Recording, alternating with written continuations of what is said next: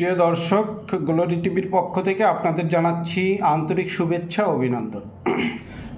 কিছুদিন পূর্বেই দর্শক দেখেছেন যে বাংলাদেশের নির্বাচন কমিশনার থেকে একটা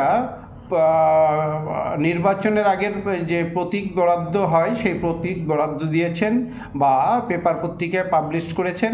সেখানে আওয়ামী লীগের প্রতীক রাখা হয়নি, তার মানে আওয়ামী লীগকে নির্বাচনে অংশগ্রহণ করতে দেওয়া হবে না। এই জন্য আমি ডক্টর মোহাম্মদ ইউনূস স্যারকে একটা অনুরোধ করব যে এই ভুলটা দ্বিতীয়বার আপনি করবেন না। আপনি ক্ষমতায় এসে এই প্রায় ১.৫ বছরে অনেক ভুল করেছেন, যাতে দেশের শান্তি বিনষ্ট হয়েছে। হাজার হাজার মানুষকে হত্যা করেছেন, লক্ষ লক্ষ মানুষকে জেলে পুরেছেন। বাংলাদেশের শ্রেষ্ঠ সন্তান বীর মুক্তিযোদ্ধাদের আপনি জেলে পুরেছেন, এটা ভীষণ অন্যায় করেছেন। এখন বাকি আছে একটা নির্বাচন। যদি আপনার অধীনে নির্বাচন হয় আর করতে পারেন, সেখানে আমি আপনাকে পরামর্শ দিব যে সব দলের অংশগ্রহণমূলক নির্বাচন করুন, নতুবা নির্বাচনে যারাই বিজয়ী হোক না কেন,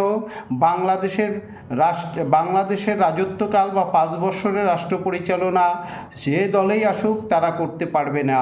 হরতাল, বন্ধ, মারামারি, কাটাকাটি, হুড়াহুড়ি এগুলো আরও হবে, অর্থাৎ প্রাণহানি হবে।